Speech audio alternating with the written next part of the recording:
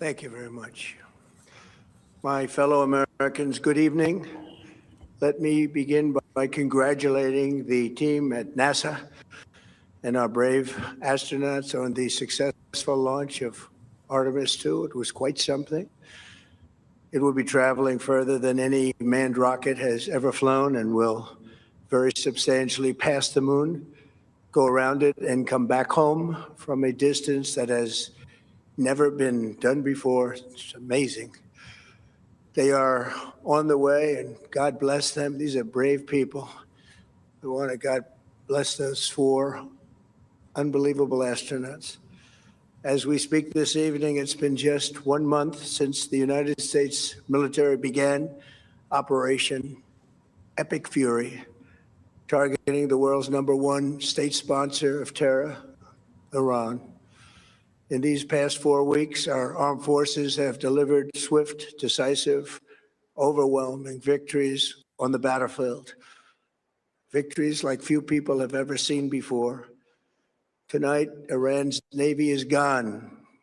Their Air Force is in ruins. Their leaders, most of them, terrorist regime they led, are now dead. Their command and control of the Islamic Revolutionary Guard Corps is being decimated as we speak.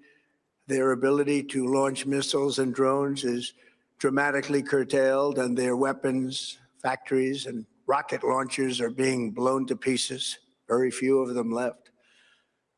Never in the history of warfare has an enemy suffered such clear and devastating large-scale losses in a matter of weeks. Our enemies are losing in America, as it has been for 5 years under my presidency, is winning, and now winning bigger than ever before.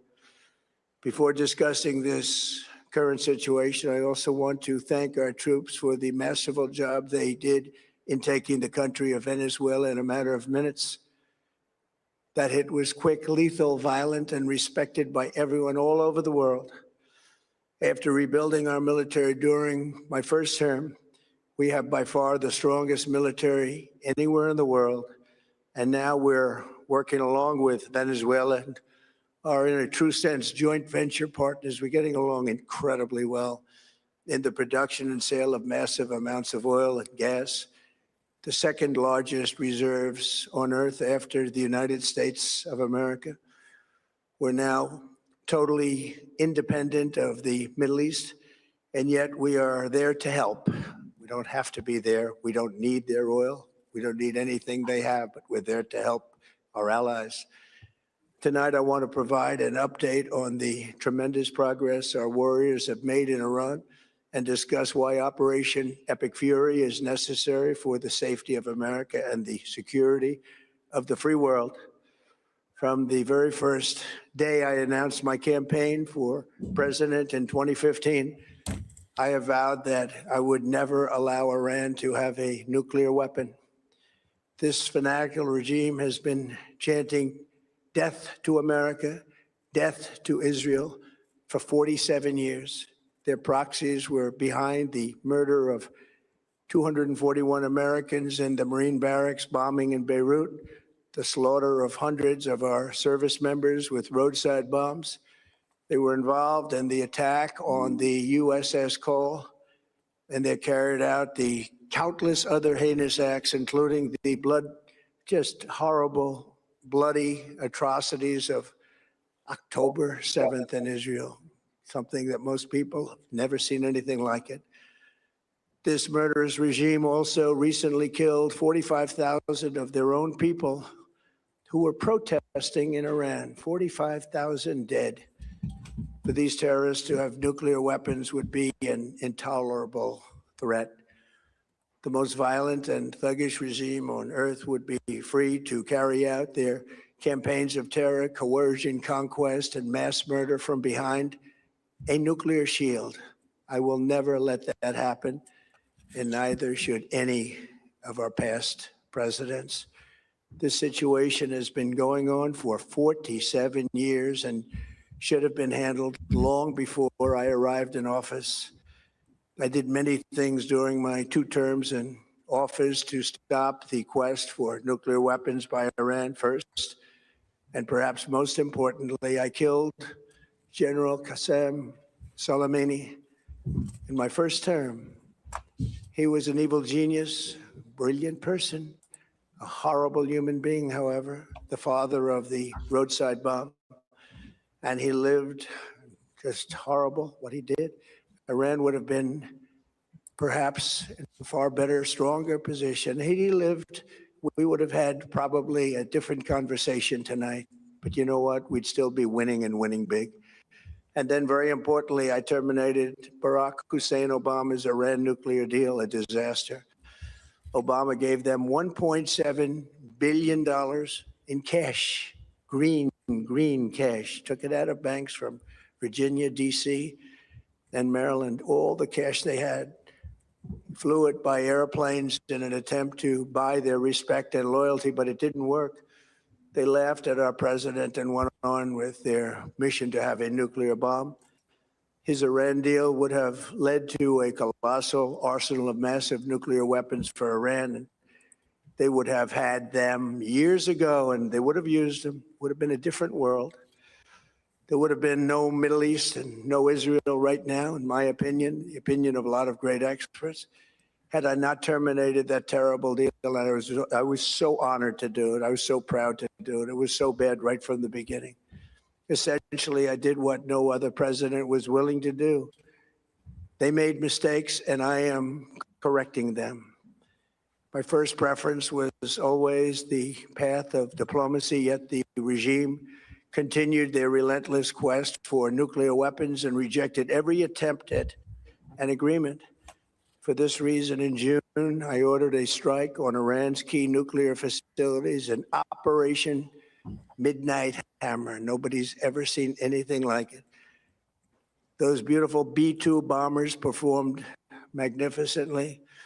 We totally obliterated those nuclear sites. The regime then sought to rebuild their nuclear program at a totally different location, making clear they had no intention of abandoning their pursuit of nuclear weapons.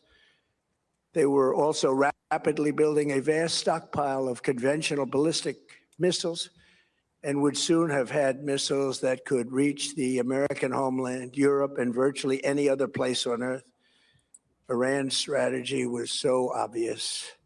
They wanted to produce as many missiles as possible, and they did, with the longest range possible. And they had some weapons that nobody believed they had. We just learned that out. We took them out. We took them all out so that no one would really dare stop them. And their race for a nuclear bomb, a nuclear weapon like nobody's ever seen before. They were right at the doorstep. For years, everyone has said that Iran cannot have nuclear weapons. But in the end, those are just words if you're not willing to take action when the time comes. As I stated in my announcement of Operation Epic Fury, our objectives are very simple and clear. We are systematically dismantling the regime's ability to threaten America or project power outside of their borders. That means eliminating Iran's Navy, which is now absolutely destroyed, hurting their Air Force and their missile program at levels never seen before, and annihilating their defense industrial base. We've done all of it. Their Navy is gone. Their Air Force is gone. Their missiles are just about used up or beaten. Taken together, these actions will cripple Iran military, crush their ability to support terrorist proxies, and deny them the ability to build a nuclear bomb. Our armed forces have been extraordinary. There's never been anything like it militarily. Everyone is talking about it, and tonight I'm pleased to say that these core strategic objectives are nearing completion. As we celebrate this progress, we think especially of the 13 American warriors who have laid down their lives in this fight to prevent our children from ever having to face a nuclear Iran. Twice this past month, I have traveled to Dover Air Force Base, and it's been something. I wanted to be with those heroes as they return to American soil, and I was with them and their families, their parents, their wives, their husbands. We salute them, and now we must honor them by completing the mission for which they gave their lives. And every single one of the people, their loved ones said, please, sir, please finish the job, every one of them. And we are going to finish the job, and we're going to finish it very fast. We're getting very close. I want to thank our allies in the Middle East, Israel, Saudi Arabia, Qatar, the UAE, Kuwait, and Bahrain. They've been great, and we will not let them get hurt or fail in any way, shape, or form. Many Americans have been concerned to see the recent rise in gasoline prices here at home. This short-term increase has been entirely the result of the Iranian regime launching deranged terror attacks against commercial oil tankers in neighboring countries that have nothing to do with the conflict. This is yet more proof that Iran can never be trusted with nuclear weapons. They will use them, and they will use them quickly. It would lead to decades of extortion, economic pain, and instability worse than we can ever imagine. The United States has never been better prepared economically to confront this threat. You all know that. We built the strongest economy in history. We're going through it right now, the strongest in history. In 1 year, we've taken a dead and crippled country. I hate to say that, but we were a dead and crippled country after the last administration and made it the hottest country anywhere in the world by far, with no inflation, record-setting investments coming into the United States, over $18 trillion, and the highest stock market ever, with 53 all-time record highs in just 1 year. It all positioned us to get rid of a cancer that has long simmered. It's known as the nuclear Iran, and they didn't know what was coming. They've never imagined it. Remember, because of our drill baby drill program, America has plenty of gas. We have so much gas. Under my leadership, we're #1 producer of oil and gas on the planet, without even discussing the millions of barrels that we're getting from Venezuela. Because of the Trump administration's policies, we produce more oil and gas than Saudi Arabia and Russia combined. Think of that, Saudi Arabia and Russia combined. And that number will soon be substantially higher than that. There's no country like us anywhere in the world, and we're in great shape for the future. The United States imports almost no oil through the Hormuz Strait and won't be taking any in the future. We don't need it. We haven't needed it, and we don't need it. We've beaten and completely decimated Iran. They are decimated, both militarily and economically and in every other way. And the countries of the world that do receive oil through the Hormuz Strait must take care of that passage. They must cherish it. They must grab it and cherish it. They can do it easily. We will be helpful, but they should take the lead in protecting the oil that they so desperately depend on. So to those countries that can't get fuel, many of which refuse to get involved in the decapitation of Iran, we had to do it ourselves. I have a suggestion. #1, buy oil from the United States of America. We have plenty. We have so much. And #2, build up some delayed courage. Should have done it before. Should have done it with us, as we asked. Go to the Strait and just take it, protect it, use it for yourselves. Iran has been essentially decimated. The hard part is done, so it should be easy.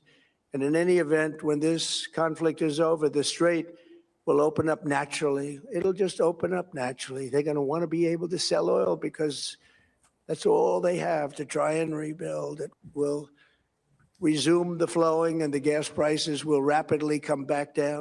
Stock prices will rapidly go back up. They haven't come down very much, frankly. They came down a little bit, but they've had some very good days over the last couple of days. We've done actually much better than I thought, but we had to take that little journey to Iran to get rid of this horrible threat. With our historic tax cuts, where people are just now talking about receiving larger refunds than they ever thought possible. They are getting so much more money than they thought. That's from the great, big, beautiful bill. Our economy is strong and improving by the day, and it will soon be roaring back like never before. It will top the levels that it was a month ago. I've made clear from the beginning of Operation Epic Fury that we will continue until our objectives are fully achieved. Thanks to the progress we've made, I can say tonight that we are on track to complete all of America's military objectives shortly, very shortly. We're going to hit them extremely hard over the next 2 to 3 weeks. We're going to bring them back to the Stone Ages where they belong. In the meantime, discussions are ongoing. Regime change was not our goal. We never said regime change, but regime change has occurred because of all of their original leaders' death. They're all dead. The new group is less radical and much more reasonable. Yet if during this period of time no deal is made, we have our eyes on key targets. If there is no deal, we are going to hit each and every one of their electric generating plants very hard and probably simultaneously. We have not hit their oil, even though that's the easiest target of all, because it would not give them even a small chance of survival or rebuilding. But we could hit it, and it would be gone, and there's not a thing they could do about it. They have no anti-aircraft equipment. Their radar is 100% annihilated. We are unstoppable as a military force. The nuclear sites that we obliterated with the B-2 bombers have been hit so hard that it would take months to get near the nuclear dust, and we have it under intense satellite surveillance and control. If we see them make a move, even a move for it, we'll hit them with missiles very hard again. We have all the cards, they have none. It's very important that we keep this conflict in perspective. American involvement in World War I lasted 1 year, 7 months, and 5 days. World War II lasted for 3 years, 8 months, and 25 days. The Korean War lasted for 3 years, 1 month, and 2 days. The Vietnam War lasted for 19 years, 5 months, and 29 days. Iraq went on for 8 years, 8 months, and 28 days. We are in this military operation, so powerful, so brilliant, against one of the most powerful countries for 32 days. And the country has been eviscerated and essentially is really no longer a threat. They were the bully of the Middle East, but they're the bully no longer. This is a true investment in your children and your grandchildren's future. The whole world is watching, and they can't leave the power, strength, and brilliance. They just can't believe what they're seeing. They leave it to your imagination, but they can't believe what they're seeing, the brilliance of the United States military. Tonight, every American can look forward to a day when we are finally free from the wickedness of Iranian aggression and the specter of nuclear blackmail. Because of the actions we have taken, we are on the cusp of ending Iran's sinister threat to America and the world. And I'll tell you, the world is watching. And when we do, when it's all over, the United States will be safer, stronger, more prosperous, and greater than it has ever been before. May God bless the men and women of the United States Armed Forces, and may God bless the United States of America. Thank you very much, and good night.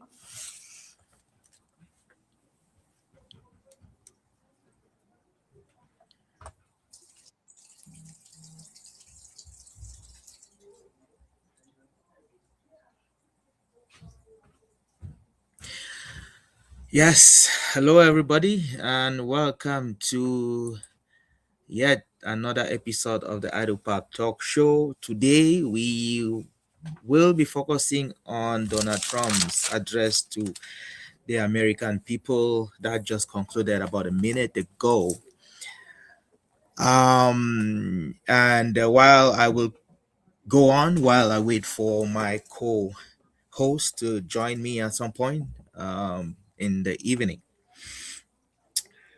By the way, I mean, as the title said, will Donald Trump be abandoning the Iran war, or will he double down? I think we've gotten our answer. I think Donald Trump has decided to double down. Like he said, the war isn't going to end today, not tomorrow, not this weekend. He said within 2 to 3 weeks, but again, it's been going on for a month. Initially, this thing was supposed to take a couple of days, 3 days, 4 days.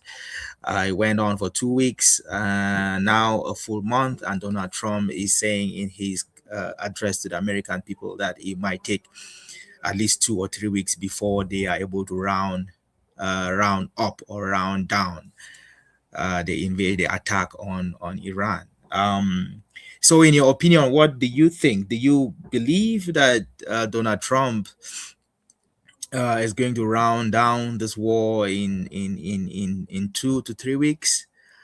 I personally believe that Donald Trump came out here today, this evening, in an attempt to sell the war to the American people.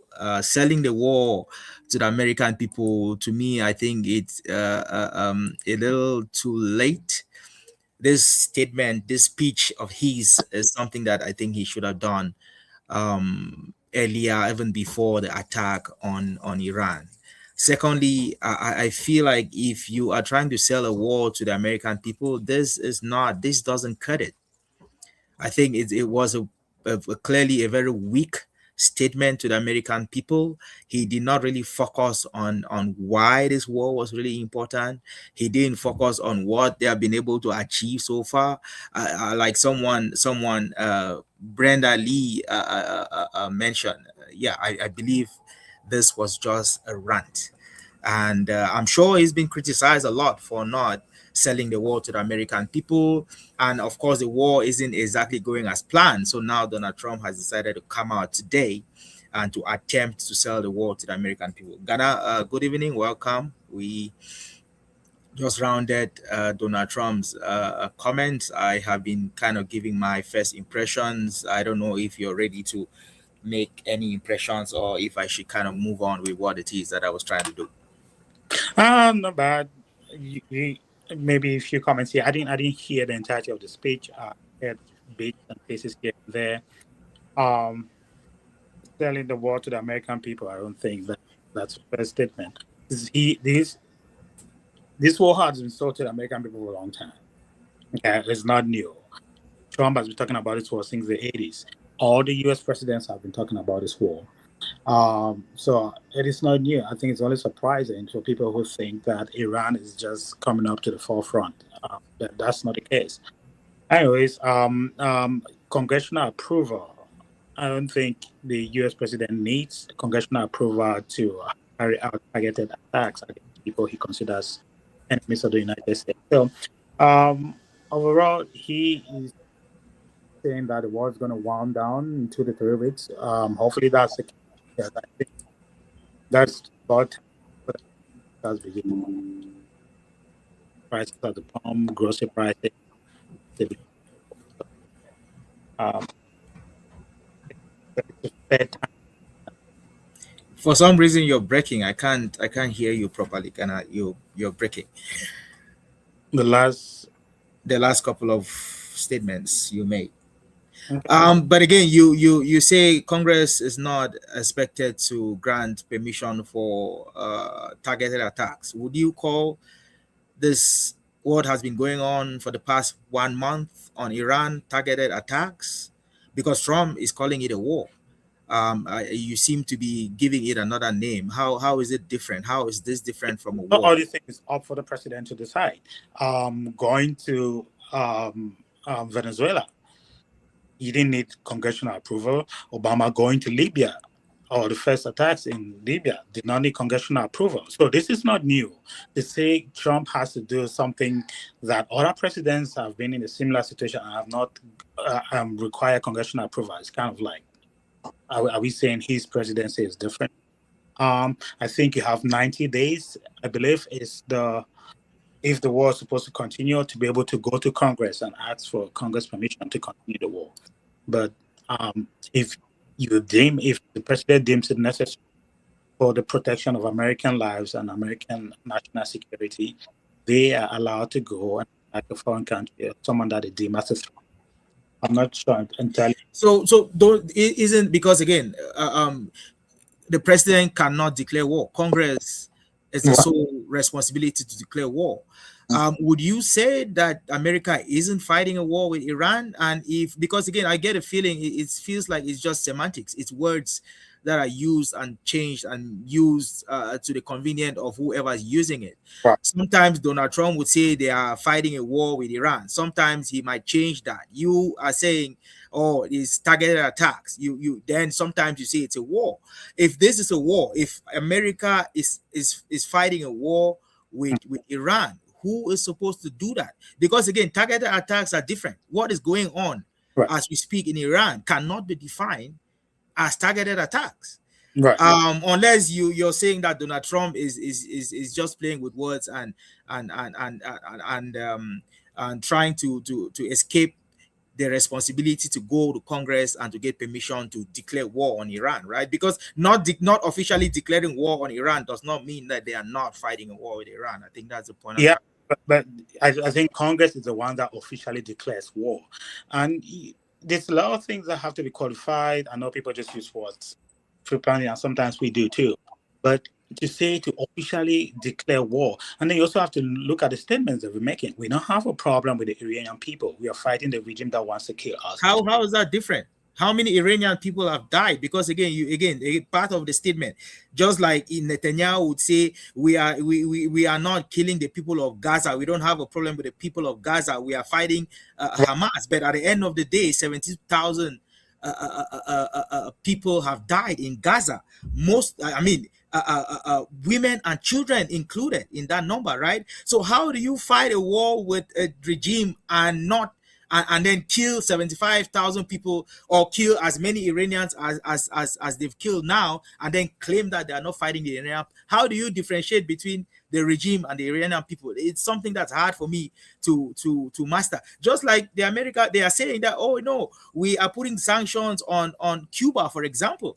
We are putting sanctions on Cuba. We are blockading the country. There's no medication, no medical relief, no fuel, nothing goes in. And then you claim that you're fighting the regime. How can you be fighting a regime when everything that you do directly affects the people of that state? Do you think Iranians would believe or agree that Donald Trump is not fighting against them but attacking the regime? How do you square that? How do you square the Iranians who are celebrating and thanking Trump for going in there? So all these things is a matter of semantics, to be honest. It's how you define the word, how you. I've given you a couple of examples, and I want you to square those examples. I mean, you're aware of what went on in Gaza. You're aware of what is going on in Cuba. How do you square killing people and then at the same time protecting them from the regime? Or how do you square starving Cubans and at the same time claiming that you're trying to liberate them? How do you square those? I don't seem to understand. Well, but you seem to make it sound like war is a very sterile event. War is not sterile. There are unintended consequences in any war. That's what war is. Tragic. Innocent people are going to die in war. I'm sorry to say that, but that's just a fact of war. And to say that war means that innocent people are not going to die, then you're not really talking about war here. As long as you have any attack, and there is a chance that innocent people are going to die. I mean, will you say, will you consider Iran just defending itself when Israeli citizens die? You know, they also are trying to kill as many people as possible, and maybe not intentionally, but civilians die in war. So I don't think that war is a sterile thing that, oh, we're only going to target those. Of course, you want to do your best to target the legitimate targets and places that you deem enemy territory. But then it's just a fact of war that innocent people die. Should we stop conducting war? Do you think war is going to stop happening? No. That's just life. I'm sorry. That's the nature.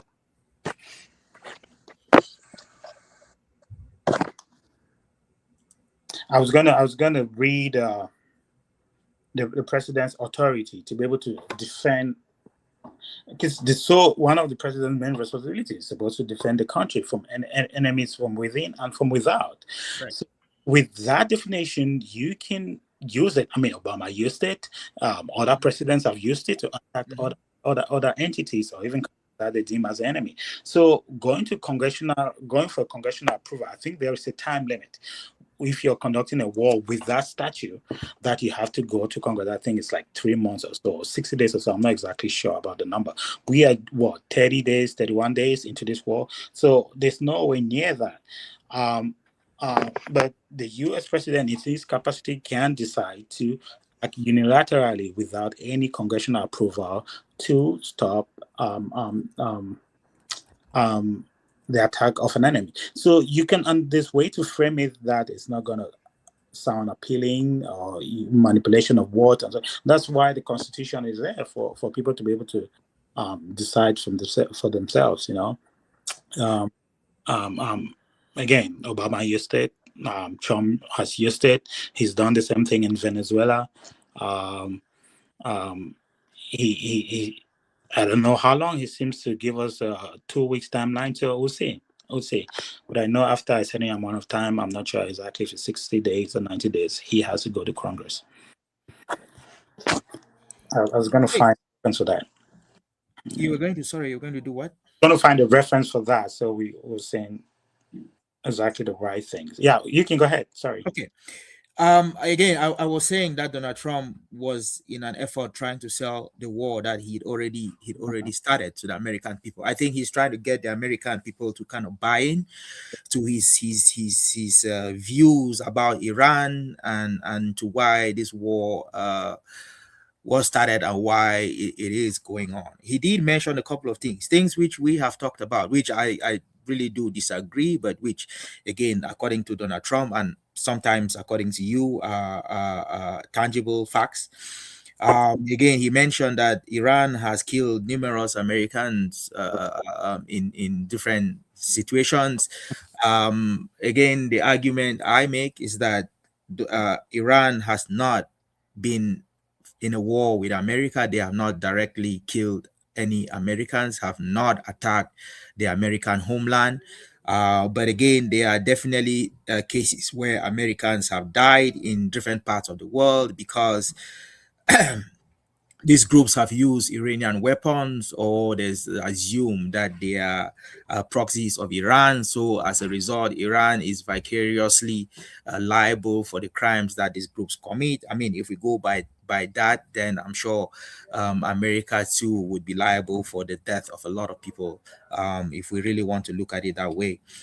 He did mention again that Iran is a sponsor of terror, which again we can have a conversation as to what terrorism is and as to who really is a sponsor of terror. I mean, if Iran is a sponsor of terror, yeah, I'm sure that we could also say America too has been a sponsor of terror in the past couple of years, and so that is definitely conversations that can be had.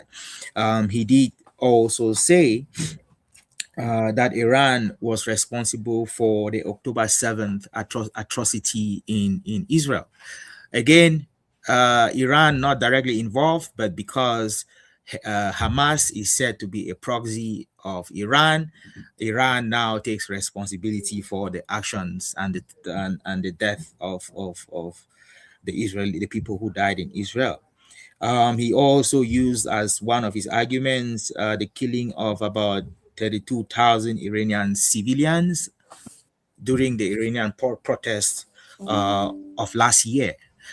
Again, the Iranian government, who you do not believe, has come out and said there were less than 4,000 deaths, and that some of those who died were actually police officers who were killed by the mob and by those who were protesting.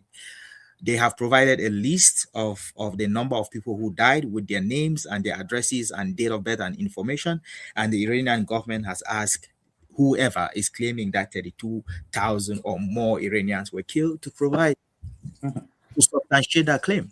And to this point, that claim has not been substantiated. But again, that is one of the reasons why Donald Trump believes that he went into Iran. We also have a nuclear weapon issue, which you know Iran has always claimed that they are not interested in developing nuclear weapons. They've never been interested in developing nuclear weapons. There's a fatwa, which is a religious war, which has forbidden Iran from developing a nuclear weapon. Iran did not enrich uranium past 3% until after the JCPOA was terminated by Donald Trump. Then Iran enriched uranium to, I think, 60% and stopped. Again, just proving a point. This was leverage for Iran. It wasn't because Iran wanted to, to develop nuclear weapons. People have argued that if Iran wants a nuclear weapon, it would not take them up to a month before they get one. And because, again, Netanyahu has been, I watched Netanyahu's speeches when he comes to the United Nations since I got interested into politics a couple of years back. Each time he came, there are times where he came with a map and with a kind of a drawing of a bomb and said Iran will have a nuclear weapon in. So Netanyahu has been pushing this Iran nuclear weapon thing for a long time. It's been his dream to attack Iran, and of course he did whatever he could to get to this place. So for now, Netanyahu is winning. Iran is being attacked. So Netanyahu has accomplished his goal to a certain extent. That's what he's wanted since he was that since how many years today. So that is the argument Donald Trump is making. Again, you can agree or disagree with the points that he's made. For me, I challenge most, if not all. I say that a war wasn't necessary. First, because Iran and the United States have been negotiating. We remember last year was in June, where they were on the negotiating table, and all of a sudden, the United States attacked Iran. They had a 12-day war. Iran, came back to the negotiating table early this year. And within the negotiation, shortly after the negotiation, with plans to meet again, America and Israel attacked them again. So the question is, why would Iran want to have a negotiation with the United States? Can the United States be trusted to negotiate in good faith and actually respect the terms of that negotiation? We know the JCPOA was a negotiation that the President Obama did. Now Donald Trump came in and terminated that. What if Iran reaches an agreement with Donald Trump, and then the next president comes on and says we are not going to respect this agreement, and then we are going to attack you again? Again, these are things that are going through the minds of probably the Iranian leaders, right? So I'll let you react, or maybe you have other things that you want to suggest. I'll let you lead for. Well, sure. I'm really surprised to hear you say that all of a sudden, that the war happened all of a sudden. Again, not to sound like a broken record here, after the multiple time, it has been going on for decades, and to make it sound like this is just new. Before you go on, Ghana, can you tell me how when you talk about a war between the United States and America, and you say it's been going on for decades, can you expand? Can you really explain what you mean by that? Well, Iran, according to U.S., several presidents, Democrats and Republicans, they have acknowledged the fact that Iran, through its proxies, has attacked American soldiers abroad in many countries. There was a killing in Beirut. There was a lot of suicide bombing in Iraq, all sponsored by Iran. So I'm not sure why that is. Your point is that they should only attack Americans on American soil before you declare war. I think war and the declaration of war is a very broad issue that you can say that someone is at war with you without necessarily having any attack on your home soil.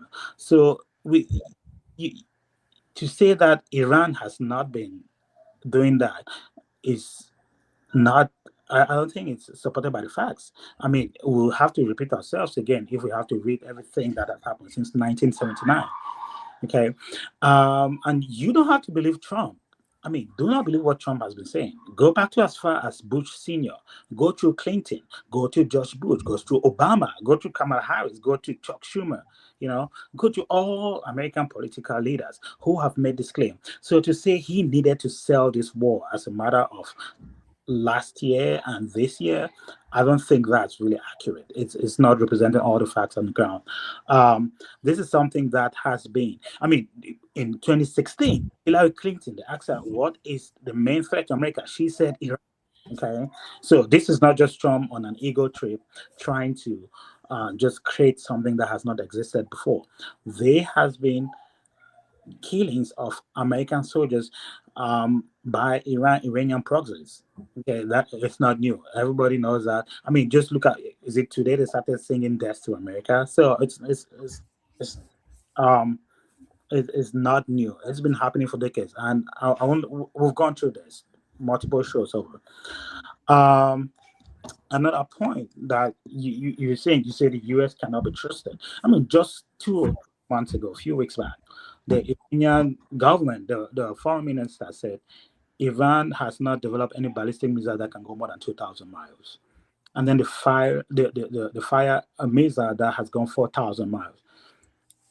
Are those people to be trusted? People who said it has not been proven that Iran did that. Iran has denied it. Even the United States has not given proof that Iran fired the missile. It's still up in the air. So for you to conclusively now say it's Iran, I think that is not an honest comment to make, considering that even the American government has not really officially said that yes, we know Iran did it and this is the evidence. Iran has denied it. Okay.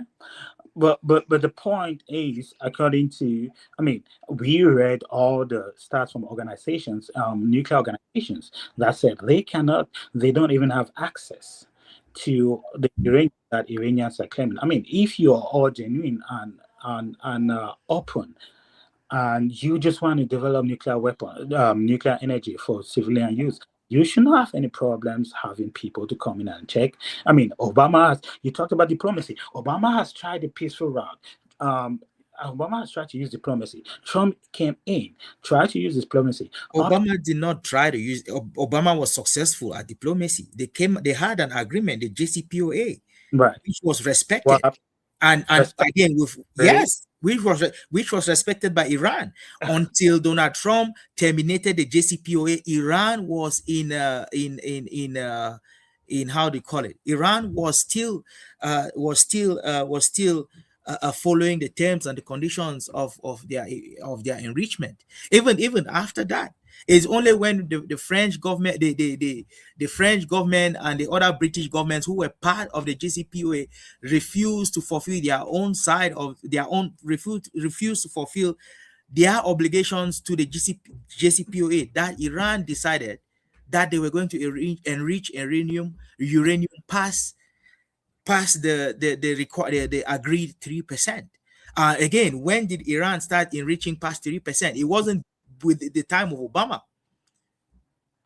It was only after Trump terminated the JCPOA agreement that uranium enrichment started. It was only after that inspectors, Iran began restricting the inspectors from coming to their sites and inspect.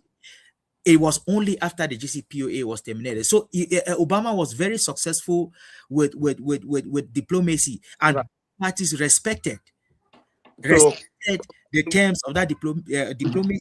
And you could hear Donald Trump in his speech boasting how he was the one who put an end to the JCPOA. Again, ending the JCPOA is the reason why they are fighting, why he's attacking Iran today. Because if the JCPOA was still active and Iran was following the terms and conditions of that agreement, there would have been no need for an attack. We will not be here today talking about the Americans and Israel attacking Iran. I mean, diplomacy works. Again, that's the point I'm trying to say, that diplomacy has worked in the past and it could have worked this time if Donald Trump was patient and reasonable enough to actually follow the Well, yours, Trump did not attack them in his first term. Okay. Biden came. Iran cannot have a nuclear weapon. And But according Biden did not attack them either. he did not. But according to them, Trump started with negotiation. He sent Jared Kushner and what was the guy's name? Witkoff. And according to Trump, his administration, during negotiation, Iran says our starting point is that we reserve the right to enrich uranium. We already have 440 kilos of enriched uranium, which is what America estimated it to be 60% of what they initially said. So, I mean, I'm fine that you seem to be on the side of the Iranians and believe whatever they say, but they walk into this negotiation with conditions that no matter what, they are going to enrich uranium. I mean, if you're only limited to 3%, that should not be an issue. You should be able to show the person who is willing to attack you because they think you're enriching more than the amount you had agreed to. You should be able to show that. But no, they say their goal is to enrich uranium, whether the US president cares or not. And they were thinking that they're making the case to people that they've done before, to the likes of Obama, the likes of Biden, the likes of Clinton, who always draw the line in the sand. But unfortunately, they are dealing with someone who means what he says and says what he means. So to just flaunt that and think it's not going to go, it's just going to go as if nothing happened, especially when previous presidents have said that you guys cannot develop again. I don't think they realized the extent that Trump was willing to go to be able to stop them. And sure, I have reasons here why Trump exited the JP or JC or whatever. Yeah, go ahead. I just to list a few. Failure to address non-nuclear issues. So Trump argued that the negotiator under Obama administration failed to curtail Iran's regional influence in countries like Syria, Yemen, and did not address its ballistic missile program. Okay, another point, sunset provisions. He criticized the sunset clauses, which meant restriction on Iran's nuclear program will expire over time, allowing Iran to eventually resume nuclear research and development. The third point, failed to prevent nuclear goals. Trump claimed that instead of stopping Iran from acquiring nuclear weapons, the deal only delayed while providing the regime with a massive financial boost, in bracket sanction relief, that was used to fund malign behavior. Inadequate inspection mechanism. The administration claimed the deal did not allow for adequate inspection of military sites and left Iran with a potential path to continue designing nuclear weapons. Evidence of Iran's nuclear archive. Shortly before the withdrawal, Israeli Prime Minister Netanyahu presented intelligence to the nuclear archive, which Trump cited as proof that Iran had maintained a secret nuclear weapon program despite the deal. Okay, so this is American assessment of the situation. From every indication, America don't think that they are telling the truth about their nuclear program. And then to add to that, during a negotiation, you tell them that we don't care. We are not compromising on our ability to develop a nuclear program. So that just tells the American president that you guys have just been using this as a delay tactic. And you've used the money that Obama literally delivered in stacks of cash to be able to fund this program. Okay, so I don't know. I guess we are just believing different people and trusting different people on what they say. You seem to be more aligned to trust what the Iranian people say. So this is not a religion where you believe blindly. I look at the facts. I try to look at the facts. Mm-hmm. And I can discern for myself, just as you can for yourself, right, what makes sense, what is reasonable to you, right? And I think that is how we're going by. It's not belief where, if Donald Trump says any nonsense, you're just going to agree because he said it. It's not religion. No. This is people who have a brain and a mind and a worldview of their own, like looking at the facts on the ground and making their comments and determination based on what they know. Right. First of all, Iran is a signatory to the nuclear proliferation treaty. Which means, sorry? They were, or are they still a signatory? They still are. Okay. Which means Iran is entitled by right to a nuclear program,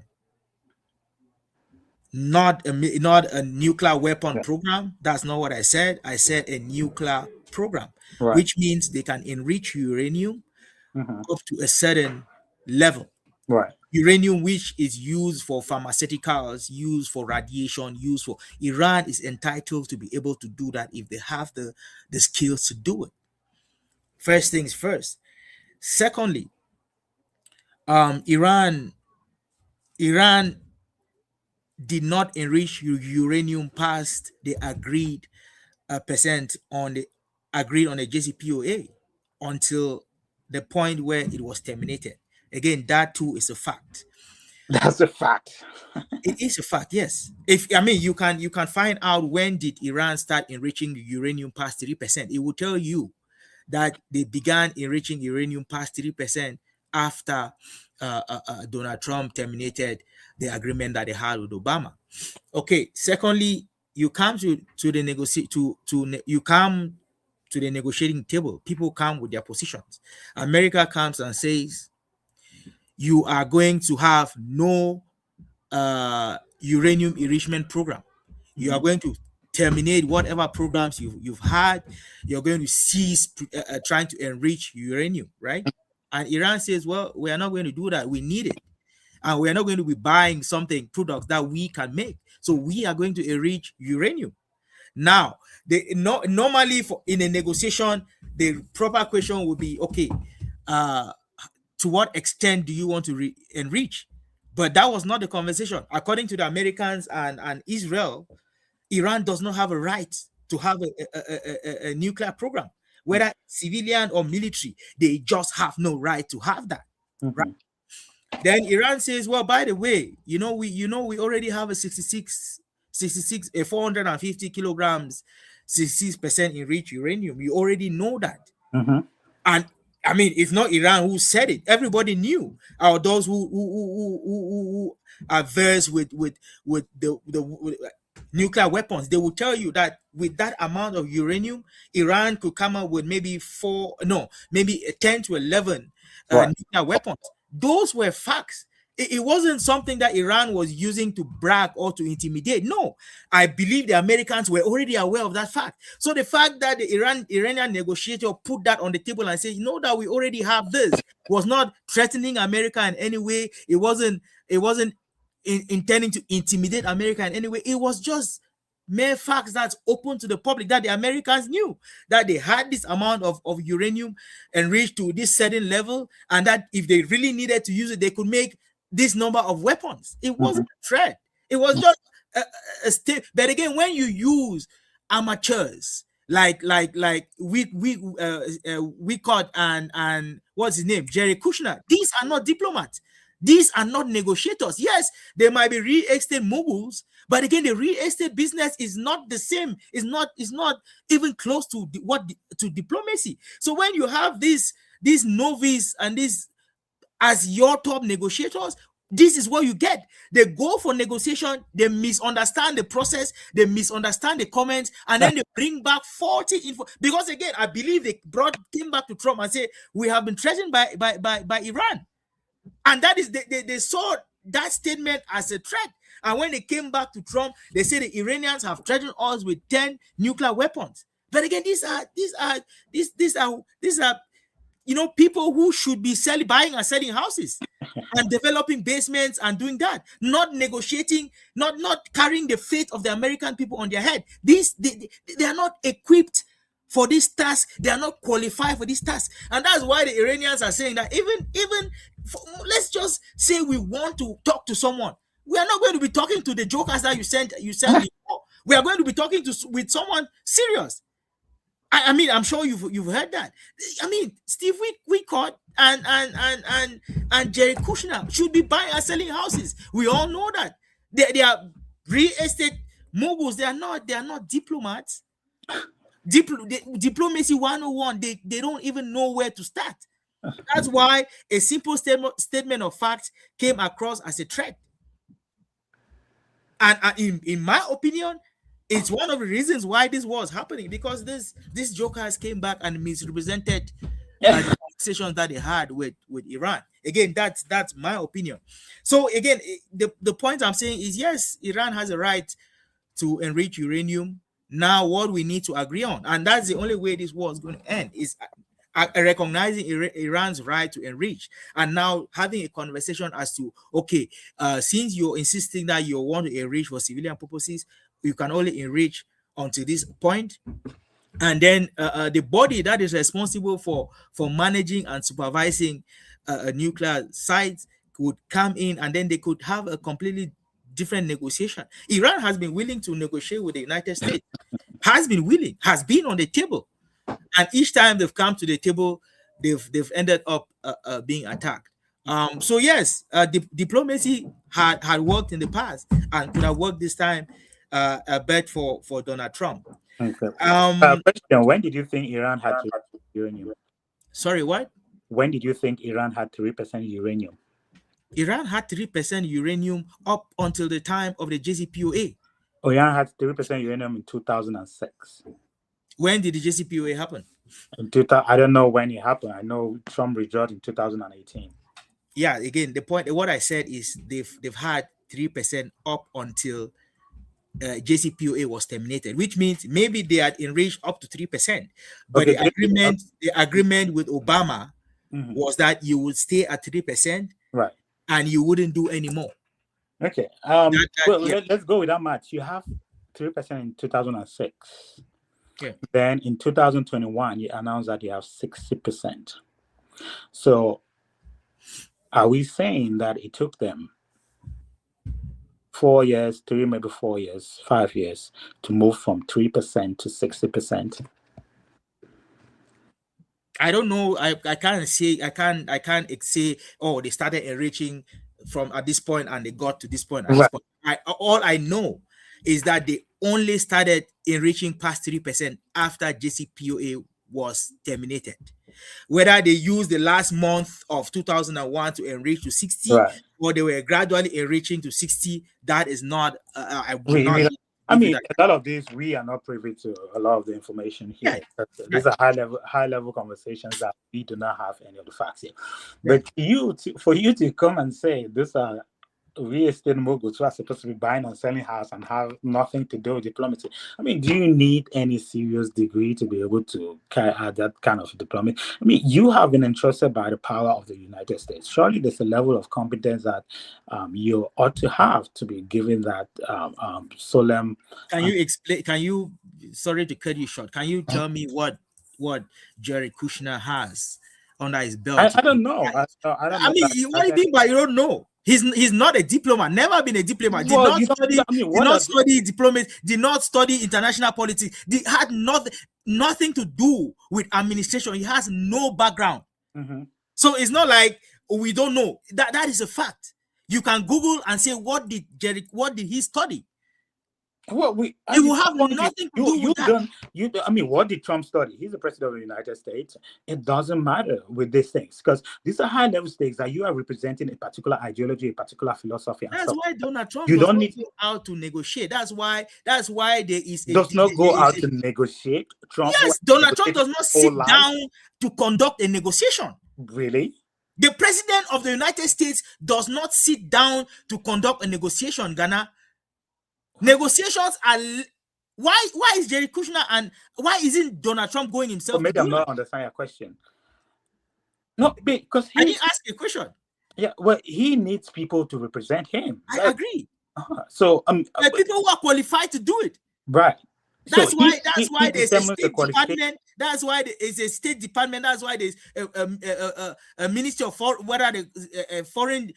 That's why you have people who are trained and who have spent years mastering the act of diplomacy, understanding the party you're negotiating with, just understanding their culture, their background, how they speak, how they communicate, what they mean. It takes time for people to master that. You don't leave your office in downtown New York selling real estate and sitting in front of an opponent to negotiate a peace treaty. So he needed to have a PhD in negotiation. No, that's not what I said. Now you're misquoting. I said you need to have at least a certain basic level of training to do that. Come on. I don't know. I've never been in this kind of negotiation before, but I think if a president is sending you to negotiate on his behalf, you are speaking on the president's behalf. Okay, this is what we want out of this negotiation. These are the compromises that we can make. What are you coming to the table with? These are the compromises that we suggest that you make. I don't think you need to be sophisticated to be able to carry that kind of high-level negotiation. And now you call it high level negotiation, and then you say you don't need to be sophisticated. I don't. How are you? How are we? If it's high level, you need at least some level of high stake. Yeah, then you need at least some level of understanding of what is going on to be able to carry out that negotiation. It's not just about coming and sitting down with a list of things that I want and a list of compromises I need you to make. That is not just all about that. It's a lot more to that than just coming out with a list and saying, okay, this is what I need, and that's what you need to compromise. I get a feeling that we feel like it's something that is so easy that even you would pick me and put me in front of, or put me to go negotiate a deal that big. We can go back and forth whether they're qualified or not. I mean, the president. I've asked you for their qualifications, but you're not able to give me. Well, according to you, they are not qualified. But what does it matter when the president picked them? He's the one. He's the commander in chief. He's the one who decides, represents him in any negotiation, whether you like it or not, whether you think they are qualified or not. It does not matter. The president chose them to be able to make that negotiation on his behalf. If tomorrow another president comes and thinks that people are not competent enough, they're going to kick them out, and they're going to say this people.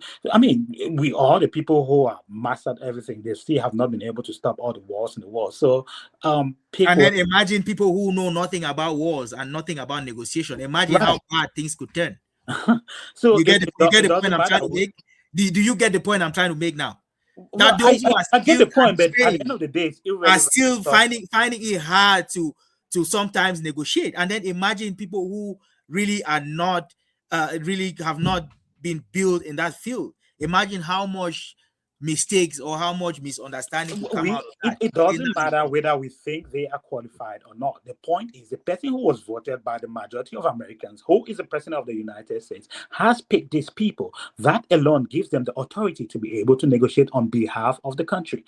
Whether we like it or not, it will not be the first time Donald Trump has picked people who are not qualified. Well, he seems to be working. I mean, many people say he himself was not qualified, but he has been president twice. I mean, how is that working for the people who thought he was not qualified? Okay. I said Donald Trump has been picking people who are not qualified to represent him. It happened during his first government. He himself criticized and lamented some of the choices that he picked. So I'm saying that if he has picked people who are not qualified to represent him last time, he is as well doing the same this time around. Again, that is so. Again, William Frew, I hear what you're saying. You say let's assume that the advisors are placed at the disposal of Kushner and Wyckoff. Right. Makes sense. That's a good defense to that. Yeah, makes a lot of sense. Yes. Well, because you make it sound like this. No, but again, I still believe that even with advisors, I think there's certain they're not qualified. There's definitely a certain level of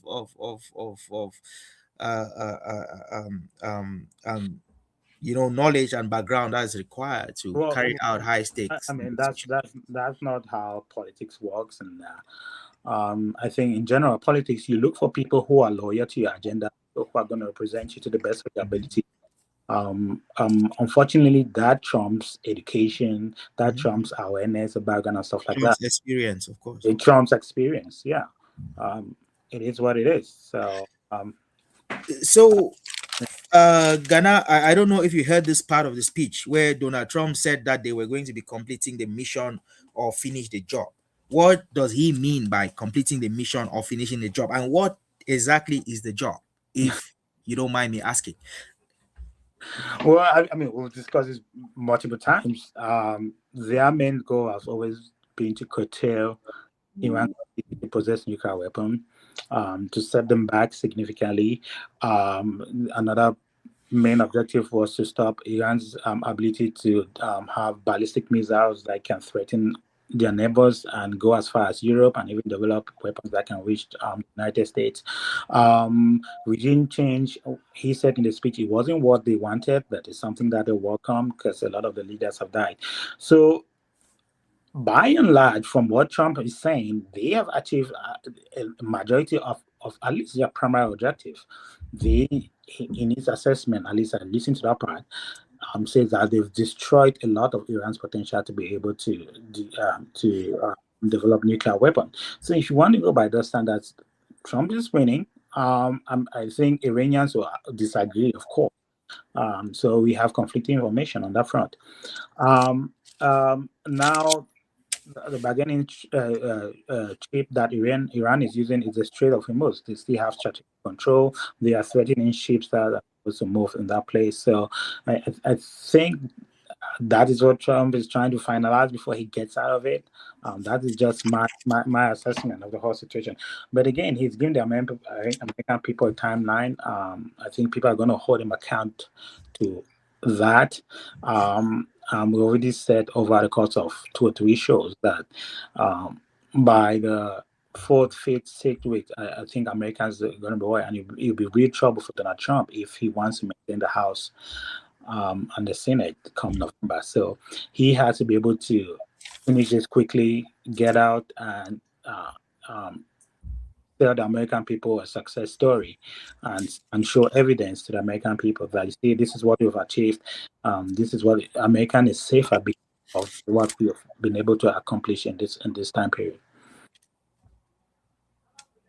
I feel like I'm the journalist asking you a question since you can. I mean, I just went on a little monologue there. You can. Yeah, but again, we might have a few differences in terms of what the actual goal was, and it seemed to me that they've moved the goalpost several times. From nuclear to now ballistics to the Strait of Hormuz to this and to that. I think the goalpost has moved as the war has kind of evolved. Again, like I said a couple of times, I've said a couple of times that it's easy to start a war, but once you do, sometimes it's hard to manage or control the direction of that war. And I think that's where we are, and that's why the goalpost has moved multiple times in terms of what the goal of this war really was. So I wanted to say that, and then also kind of wanted to again, this might not be a question to you, but I was just wondering what it means to finish the job, because again, at the end of the day, you can't I'm sure you can't destroy every facility. No, you can't. No. Every facility that Iranians have to produce. You can't even destroy the knowledge. Recently, they were targeting university campuses. I'm like, you can kill as many students as you want, but there are certain skills and knowledge that once people develop and get and teach, it's hard to, because again, there are always going to be scientists in Iran who are able to, who have the skills and the knowledge to enrich uranium and maybe even to develop a nuclear weapon. So does this mean that every 10 years America would have to come and beat Iran back to the Stone Ages, like you said, or beat them back to oblivion every 4 years? Because again, you have to kill every Iranian before you can believe that, okay, they might not be able to produce any ballistic missiles anymore. You have to kill every Iranian. No, you don't have to kill every Iranian. You have to kill every Iranian. No, you don't. You have to kill the scientists. No, you don't have to kill all the scientists. No. Who do you have to kill? How do you stop it? You have to kill the radical people who think their only goal to the Iranian people is to develop nuclear weapons. And you've killed the Ayatollah and his son. Is he less or more radical? We don't know. I mean, take a wild guess. You take a wild guess. He's probably radical or more radical than his dad. So you don't get what you hoped for, did you? But what's the point? The point I'm saying is that you have to eliminate the entire Iranian society before these goals to be accomplished. No, because I've given you one simple example: the Ayatollah, who we claim was radical, we killed. We have another supreme leader, right? Who I mean, unless otherwise, might be even more radical than the last one. Right. So what did you benefit from killing the previous the previous At the end of the day, it's not all Iranian. That's the point I'm trying to. so the point But I'm making is you kill until what point? That's my question. So you have to how do you eliminate until what point? Until only children are left, and then you believe that maybe they will well, not be radical, or you kill until who in Iran will Donald Trump say, unless they want to say, okay, we kill everyone and bring the crown, the prince who has been in the US for I don't know how long to come lead. That might be the only so Iranian who will that's not not be all radical. right? So that's not all Iranian. I mean, you yourself are making the argument that there are people whose agenda is not death to America. There are people in Iran whose agenda is not death to Israel. That is not their government philosophy. That is not their modus operandi. Okay, they are moderate people who just want to focus, who want to be friends and with their neighbors, who don't want to be considered the state sponsor of terrorism around the world. So to say we're going to kill, America is going to kill all Iranians. I mean, you are trying to. If I'm trying to, And the point I'm making is, how do you differentiate between who is who? you Because don't. at certain level, so how do you accomplish the goal? That's still the question. How do you accomplish that goal? I don't know that you can accomplish that goal by. So how is Donald Trump going to finish the job if he is not going to be able to completely eliminate the potential of Iranians building a nuclear weapon or enriching uranium or developing ballistic missile? So how do you? Well, because I mean, that is your definition But of a completion of a job. And I'm sorry, with all due respect, you are not the president of the United States. At a certain level, they have to say, you know what, we have done the most we can. We have curtailed them to a certain amount, certain time back. That's the president's call to make. I mean, and you don't have to completely eliminate 100% the ability to have ballistic missile or their potential to develop nuclear energy. I mean, in that case, you're not going to win any war in the proper sense of it. That's not how it's. Like I said earlier, a war is not a sterile procedure that everything goes according to plan. Sometimes you cut your losses and go. You say, we've done the most we can. At least it set them back a few years, maybe a decade, maybe more than that. And who knows? You never know what's going to happen in the future. No one can guarantee that. So and I'm simply going with this. I mean, it's a phrase that this it's not words that I create. These are words that came out of Donald Trump's mouth. We are going to complete the mission. We are going to finish the job. So again, I need to I'm trying to understand what that means, and if at all that is something that is tenable and something that's accomplishable and something that is measurable.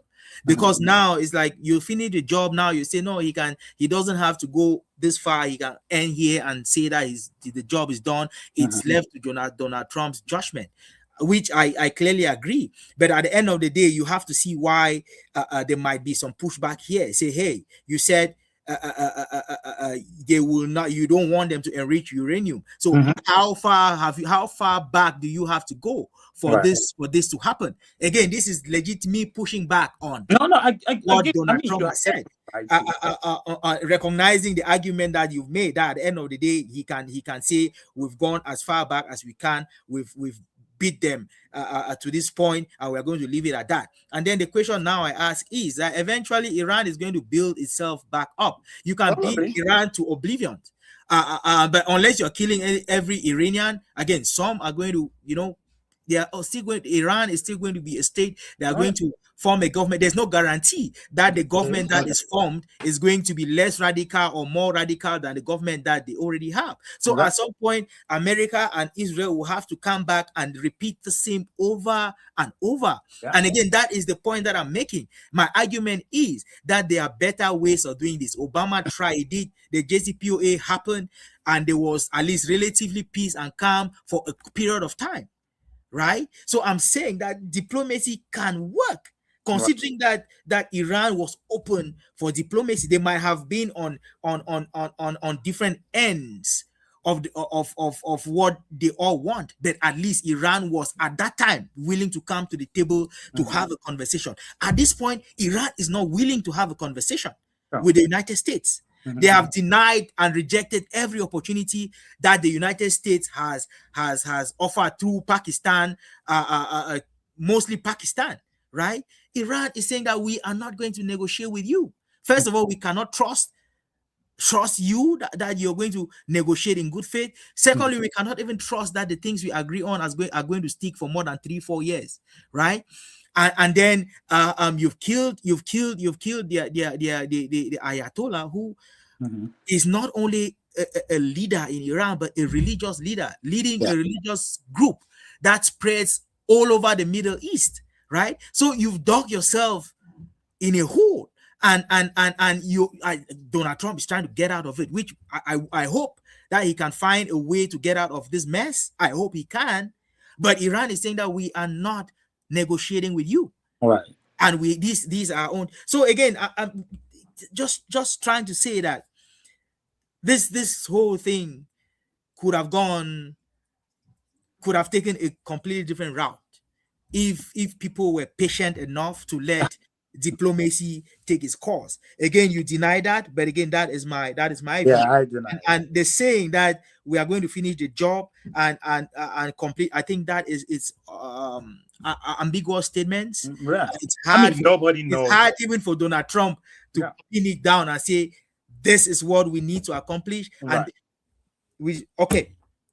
And Donald Trump is blaming Iran for the high fuel prices. Is this logical? Is this reasonable at all to blame Iran for the cost of living situation in the United States, considering that Donald Trump started the war? Is this? I mean, me and you fundamentally disagree when you say Donald Trump started the war. Anyway, not to repeat myself, but I mean, let's not say he started the war. He took the war. He escalated the war. Let's say escalated the war. Trump's definition of he's not trying to end the war. Trump is actively fighting. The point I'm saying is you disagree, but Trump is saying I am trying to end a 47-year-old war, a 47-year-old attack on Americans and stuff like that. Agree. That is for the sake of conversation. Let's agree that Trump is trying to end the war. Right. So this war has been going on for 45 years. Yeah. I have lived in Canada for about 15 years today. Yeah. I have never paid $1.25, $1.30 on fuel. Today I'm paying $1.75, $1.80. Americans who have never paid considering that they've been fighting for this long, has never paid until Donald Trump escalated. Now they are paying $4 something, US dollars something for a gallon of petrol. And Donald Trump turn around and blame Iran for the cost of living situation in the United States. I think that is, I have a little bit of uncertainty as to who should be. In certain sense, it's just the art of war. You blame your enemy blames you. No, we are not talking. We are talking now. Donald Trump wasn't talking to Iran. Donald Trump was talking to the American people. Yeah. So you are in the United States. Would you agree that your cost of living situation now is as a result of Iran or as a result of Trump escalating and trying to end this 47-year-old war that you said they have been fighting with Iran? Well, it's as a result of the war that's happening in Iran. That's what has led to the prices at the pump. I'm just saying, Donald Trump should a little bit of responsibility for the cost of this? Of course, Trump's bears some responsibility because he's the one who has taken the war to Iran and said he's trying to end it. So, of course, in that light, he does bear some responsibility. And I've been on record to say that the thing has to end quickly, otherwise it's going to affect him in the midterms. Also, Iran too has to share the blame because they are the one who's preventing oil. Very understandable that they're using it as a bargaining chip when the war is in their territory. So this is out of war. At a certain point, Americans are feeling the pinch, and they might be thinking they've given Trump a very long rope to pull if he doesn't end this thing quickly. And I think if it continues, it's going to have serious. Trump may face serious repercussions with the election. But again, it's war. Things happen. I think up to this point, Americans are understanding. But if it goes again more than that 2 weeks, you see a lot of people turning their backs on Trump.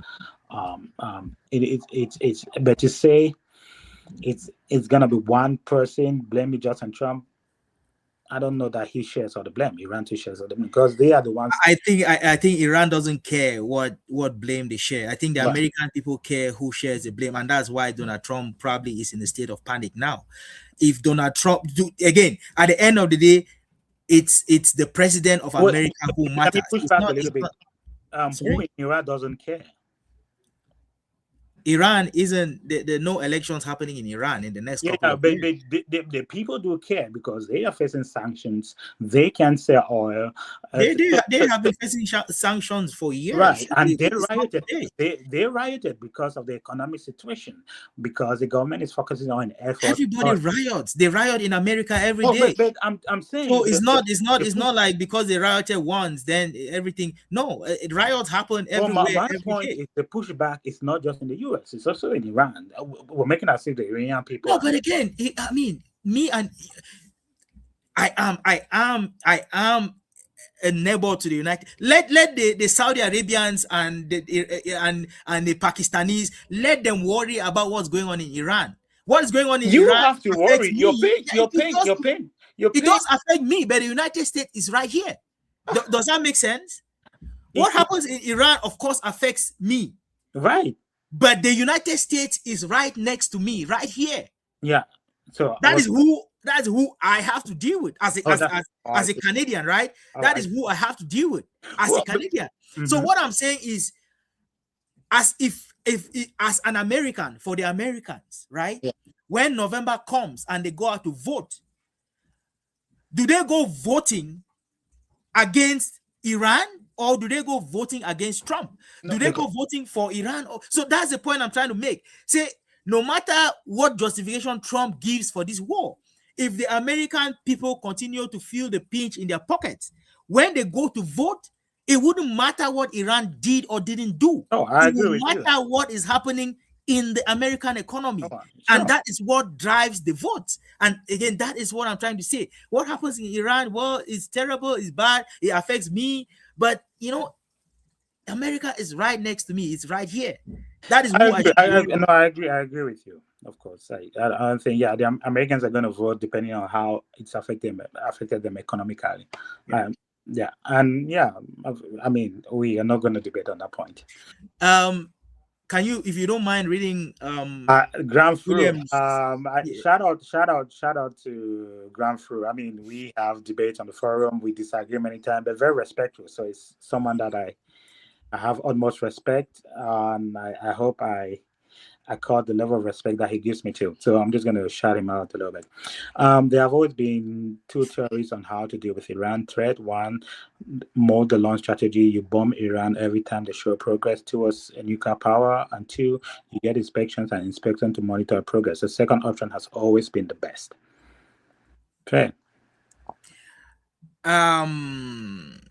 Regime change. Yeah. To a certain extent, the regime has changed, hasn't it? Yeah. So can Donald Trump claim, victory on that end, and can he step back and say we've changed the regime, and as we had wanted to, and we've bombed them to oblivion? They will take 10 years before they can rebuild. Can we step back and leave and say that we've accomplished our goals? You think this would be an argument that Americans would buy between now and November? Yeah, I don't know. I think Americans are very skeptical about a regime change, mainly because of their experience with the Iraq War. They saw how unsuccessful that was. And maybe just to recall, I think America sent a total of 150,000 troops to Iraq. I'm sorry, to be able to try to change the culture, try to change the people to be more accepting of democracy and all of that. And that failed woefully. That's why I have always emphasized the fact that it's important to break the American objectives in this Iran situation between what they set out to do and what happened as a result of the objectives. So that's why it's very important for me to what the primary, what they set out to do, and what what secondary objectives are. Even Trump, in his speech today, at least I listened to that, said that regime change is not what they planned, but they've killed a lot of people. So, in a sense, they have achieved a certain level of regime change. You argue that philosophy has not changed that much. So, um, I don't know that Americans will be keen if Trump were to sell them a regime change because they are still having PSTD from the Iraq War. Um, Donald Trump in his address went back through history and kind of listed some of the wars that the United States has fought and how long it took them before Right. they left. He mentioned the First World War, Second World War, the Vietnam War, the Korean War, the Iraq War, and the other wars that they've engaged in. And then he compared that to the war with Iran today and said it's just been uh, uh, 32 days. Is he preparing the American people for a much longer war? Maybe not as long as the 9 years and the 10 years they spent in the other wars, but is he? Do you think he is somewhat getting the American people ready for a long protracted war? Yeah, I mean, I think that's part of it because a lot of people were thinking it's going to be 1 week, 2 week stuff. I think it was important for him to put that in context of other wars that the United States has fought. I mean, if you take 32 days and you add 2 weeks there, so we're talking about 48 days. That's a little less than 2 months. You put that in the context of other wars that Americans have fought. In the grand scheme of things, that's not significant. So I think that was important for Trump to be able to say that America has fought longer wars for years and many times, almost 2 decades. So I am not trying to do that. I am trying to do this as quickly as possible. I know some people don't see that, but that is a plan. So I think he articulated that clearly. It's up to the American people to see if they believe him or not. What are your thoughts? Again, I agree that I think he is appealing to the understanding of the American people, but in as much as far from what you think that he might just be preparing them for a 2 month war, I get a feeling that he's preparing them for something much longer. Yeah. I feel like it might go past the 2 months. I feel like it might go for much longer, considering again what we hear in the news and what is actually happening in the Middle East. They have, I don't know, 50,000 troops in different parts of the Middle East. They are sending assets. They have their carriers, and they have everything. And there is chatter that there might be boots on the ground. He Right. didn't really mention this. He didn't dispel. He didn't acknowledge it. But again, if you look at what is happening on the ground, and you look at if for whatever reason they decide to put boots on the ground, then 2 months, 2 weeks Not enough, yeah. is not even enough to accomplish anything. Yeah.